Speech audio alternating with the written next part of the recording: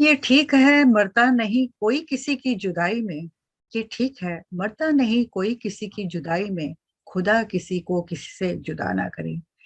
कहते हैं जो इंसान पैदा होता है उसका एक ना एक दिन मुकर्रर होता है, यानी उसने आना भी है और जाना भी है।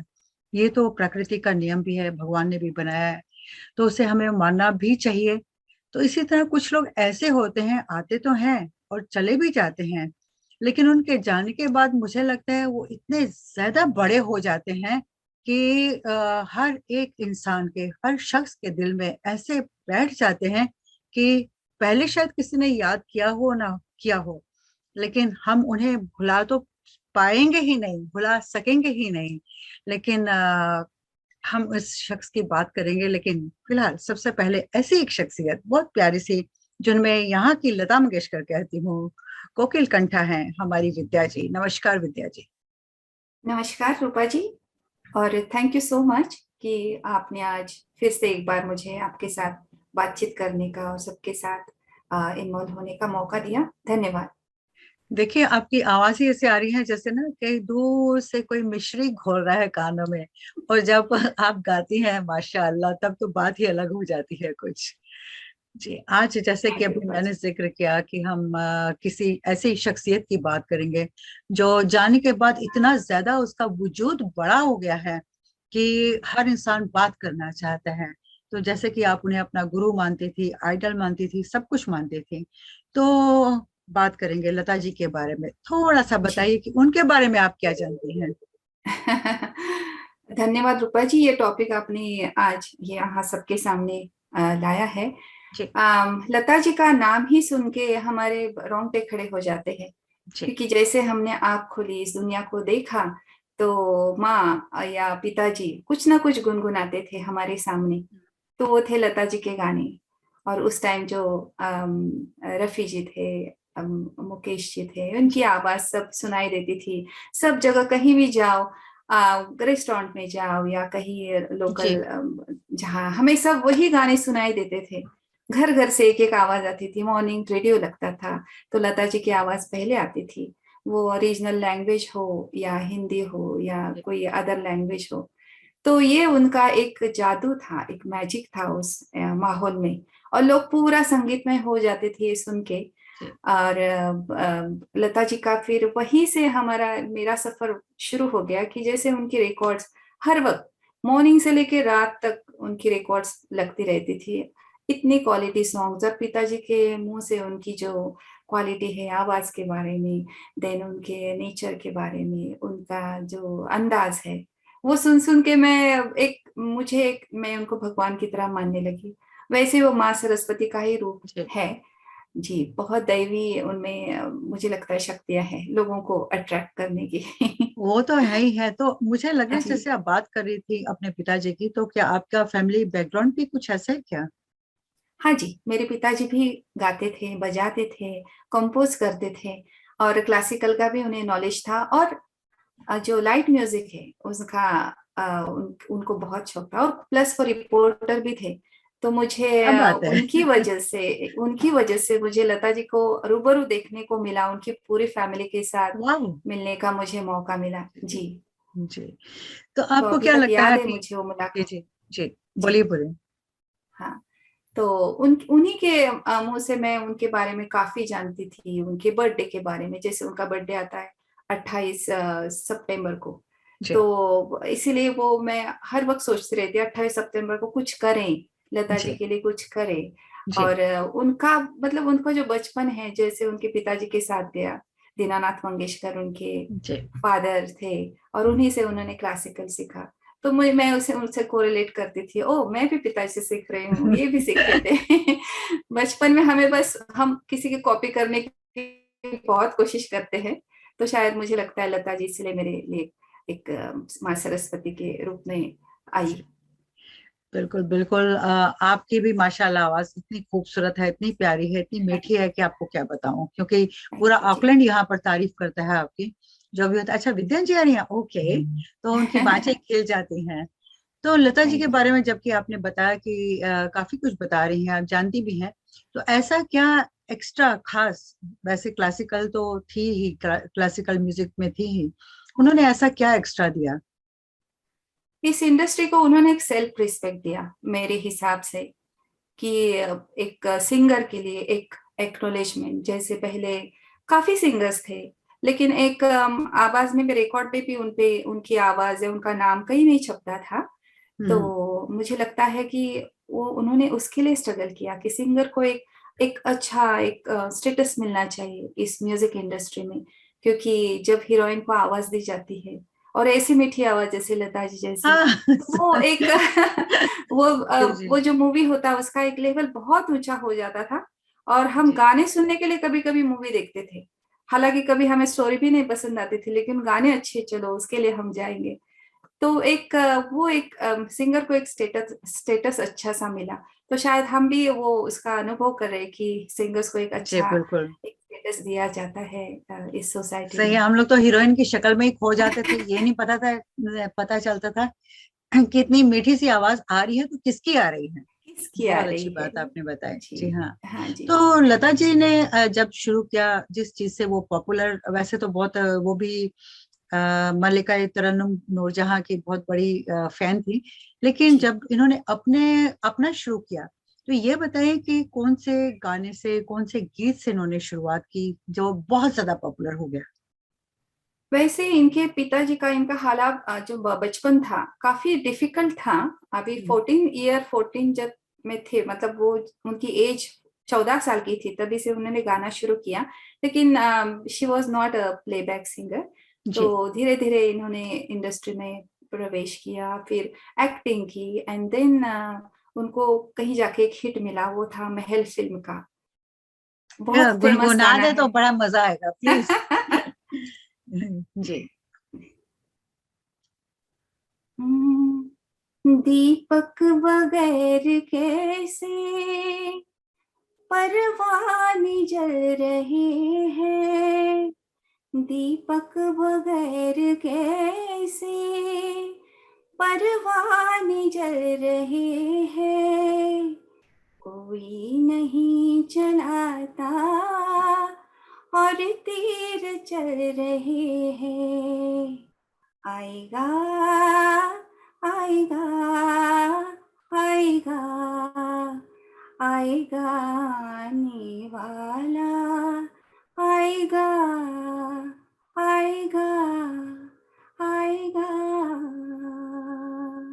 क्या बात है, क्या बात है! मुझे लगता है इस गीत ने उनको तो पॉपुलर किया ही था, साथ में मधुबाला जी को भी बहुत रिस्पेक्ट और बहुत पॉपुलैरिटी हासिल हो गई थी। तो मुझे एक जी इनका बहुत अच्छा लगता है गाना। इनके तो वैसे सारे ही गाने अच्छे हैं, एक कहना तो बहुत जास्ती होगी इनके लिए। जैसे बहुत ज्यादा। आपकी नजरों ने समझा, हाँ बहुत जी। सारे गाने हैं जो मेरे दिल बहुत के सारे। बहुत करीब हैं। तो कुछ आज ऐसे ऐसे गाने, सीमा में इन्होंने बहुत अच्छे गाने गाए। हाँ जी, हाँ जी। मैं स्पेशली बताना चाहूंगी कि इनका क्लासिकल बेस बहुत ही पक्का था। हम्म। तो इनके लिए बहुत इजी होता था कि कोई भी गाना ले लो। तो आप इमेजिन कर सकती है, मॉर्निंग में दो वो गाने रिकॉर्ड करती थी, कभी कभी आफ्टरनून में दो करती थी, शाम को दो करती थी। तो ऐसे 30,000 सॉन्ग, 30,000 सॉन्ग उनके नाम पे जमा है। वाह। मेरे पास एक बुक है, जी। उसमें पूरे टाइटल्स, उन्होंने जितने गाने गाए उनके टाइटल, सिर्फ टाइटल, गाने अच्छा। के लिरिक्स में, लेकिन सिर्फ टाइटल है। और वो देखने को हम जाते हैं तो हम थक जाते हैं देख देख के। कितने, थर्टी इतने। थाउजेंड गाने! My God। जी जी, अलग अलग लैंग्वेज में। और हम्म। बिल्कुल इंग्लिश से लेके स्पेनिश, मतलब फॉरेन लैंग्वेज में भी उन्होंने गाने गाए हैं। तो उनकी वो कैपेसिटी थी because of their classical yes. Background. तो उनके नोटेशंस वगैरह इतने पक्के थे कि उनके लिए कुछ भी डिफिकल्ट नहीं था गाने को पिक करना और उसको गाना, प्लस रोज का रियाज। तो इतनी मेहनत हमारे लिए बिल्कुल एक सीख की तरह हमें मिलती है कि हमें भी कितनी मेहनत करनी करनी चाहिए। चाहिए। हम लोग सुस्त बहुत हो गए हैं, लेकिन आप तो बहुत मेहनत करती हैं। जैसे आपने कहा अभी कि उनके गाने हैं, उनके टाइटल्स मिले हैं, तो जी कुछ टाइटल्स का गा के जिक्र करेंगी? बिल्कुल। जी मुझे मेरे पिताजी भी काफी मुझे समझाते थे कि तुम पहले क्लासिकल सीखा करो, जी। उनके क्लासिकल गाने सीखा करो। तो सेमी क्लासिकल सॉन्ग्स मेरे लिए बहुत ही एक मायने रखते थे, और मैं वही सीखने की कोशिश करती थी। तो मुझे ये लगता है कि सेहरा का वो गाना बहुत अच्छा है। आ, आ, आ, आ, आ, पंख होते तोड़ आती रे रसिया जालिमा, तुझे दिल का दाग दिखलाती रे। ओ पंख होते तोड़ आती रे रसिया जालिमा, तुझे दिल का दाग दिखलाती रे। ये देन क्या सीमा बात। फिल्म का उनका क्लासिकल सॉन्ग बहुत अच्छा लगता है मुझे। आ,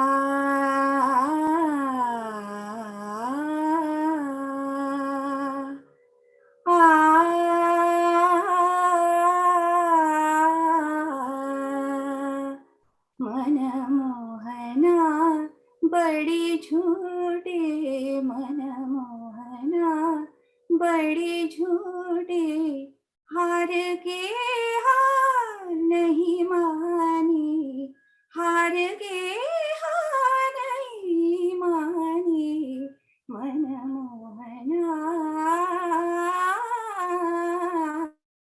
मोहना। सुनने में ऐसा लगता है हाँ गा दिए होंगे। और पहले जो गाने थे उनकी बेस पे आई थिंक पिक्चरें हिट होती थी।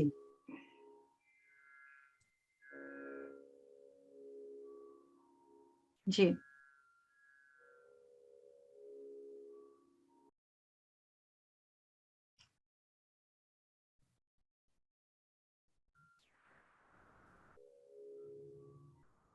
मुझे हेलो। पता है आप किसी की तैयारी कर रही हैं। गाइए। नहीं नहीं शायद इंटरनेट कह रहा है थोड़ा पॉज ले लो। अच्छा अच्छा, नहीं कोई बात नहीं है, अच्छा। लेकिन आपकी आवाज बराबर आ रही थी, ठीक आ रही है, ऐसा कुछ नहीं है। जी जी जी। जी। जी। हम भी इस प्रोग्राम को यहाँ ही एंड नहीं करेंगे क्योंकि और भी हमने आपसे काफी कुछ जानना है, सुनना है। मैं भी देख रही थी जैसे कि इनका इंतकाल हुआ, लता जी का। तो जी यूट्यूब पे काफी कुछ आ रहा था। तो मैंने हाँ देखा जी कि पाकिस्तान में जो एक बड़े अच्छे सिंगर हैं, हाँ उनका जी। नाम मुझे, काफी यंग से आतिफ हैं, असलम। आतिफ आतिफ असलम। असलम, राइट। हाँ जी मैंने देखा उन्होंने है। इतना अच्छा ट्रिब्यूट दिया लता जी के लिए। हाँ जी हाँ और जी। वहां पर इतने दीवाने हैं इनके गानों के, मोहम्मद रफी साहब के, हेमंत साहब के, मुकेश जी के, सबके ऐसे हैं जैसे पागल होते हैं इनके गानों पे। जी तो मैं वही देख रही थी। मौसीकी ऐसी चीज है कि जो सबको बांध के रखती है। इसमें बिल्कुल। कोई सीमाएं नहीं होती है, कोई भेदभाव नहीं होता है। तो मुझे लगता कास्ट है इसकी भी वजह से। कुछ भी नहीं है। कसम से उन्होंने बहुत आप बहुत अच्छे अच्छे क्लासिकल गाने तो गाती ही गाती हैं। कोई ऐसा हल्का सा गाना बताइए जो बहुत हमें देखने में हल्का लगता हो, कि हाँ इन्होंने बहुत हल्का सा गाया है, लेकिन गाने में मेहनत बड़ी करनी पड़ती हो उनको। आ, वैसे मधुमति के सॉन्ग है। देन अभी उनके लिए ये जो मेरी ख्वाबों में जो अच्छा। आए, ऐसे भी गाने उन्होंने गाए हैं। जी। देन दीदी तेरा देवर दीवाना, हाय राम कुड़ियों को डाले दाना, जो भी है। मतलब इतने नए नए गाने भी उन्होंने गाए हैं। दिल दीवाना बिन सजना की मानी ना, ये चीजें करनी बहुत मुश्किल है। मतलब जब अच्छा आपका बेस हो जी। तो ही आप गा सकते हो। बट इन्होंने नए गाने भी जिस अंदाज से गाए हैं, तो आपको कहीं लगेगा नहीं एक गाना किसी दूसरे से मिलता है। आप जब सुनने जाओगे तो it will be totally different from the जी। अदर। तो मुझे ये चीज सबसे अच्छी लगती थी कि ये जो एसेंस है, जो खुद की जो क्रिएटिविटी है, वो लता जी ने इस इंडस्ट्री में लाई। आलापी देखो या हरकतें देखो, तो एक दूसरे से आप मैच ही नहीं कर पाओगे, भला वो सेम राग के हो या सेम सिमिलर स्टाइल के हो। बट इनकी क्रिएटिविटी इतनी जबरदस्त थी कि वो एक गाना दूसरे को काफी अलग दिखाई देने पे मजबूर करती थी। कहते हैं कि दुनिया में जो जीनियस लोग होते हैं ना, इक्का दुक्का ही पैदा होते हैं, सारे जीनियस नहीं हो सकते। बिल्कुल और बिल्कुल मुझे लगता बिल्कुल। है वो जीनियस थी, और वो काफी करेक्ट करती थी, गाने में भी करती थी और शब्दों में भी उनका चयन बहुत अच्छा था। जी जी बहुत अच्छा जी। करेक्ट करती होती थी। हाँ जी। जी। और नोट्स का परफेक्शन, जी। वो माशाल्लाह, जो जिस परफेक्शन से वो नोट्स उठाते थे, वो सबसे बड़ा स्किल होता है सिंगर का। जी। और वो हाईएस्ट स्किल होने की वजह से मुझे लगता है वो इन्होंने इतने दिन राज किया इस संगीतमय दुनिया पे। क्या बात है। तो ऐसे करते हैं विद्या जी, हम इस प्रोग्राम को फिलहाल यहीं पर विराम देंगे, और जी। एक और प्रोग्राम करेंगे जिसमें हम चाहेंगे कि आप बिल्कुल खुल के बिंदास, जो भी उनके गाने हैं, जैसा भी है, जैसा उनका लाइफ स्टाइल था, हाँ जिंदगी जी। थी, उसके बारे में थोड़ा थोड़ा कुछ जरूर बताइएगा। बहुत जी बहुत जरूर। शुक्रिया आपका आने का, बहुत बहुत धन्यवाद। Thank you so much. Thank you आपकी मीठी सी आवाज के लिए। और इस कार्यक्रम को हम यहीं विराम देते हैं, इसका सेकंड पार्ट भी आएगा, तो आप जरूर देखिएगा। बहुत बहुत धन्यवाद। बिल्कुल। Thank you. Thank you.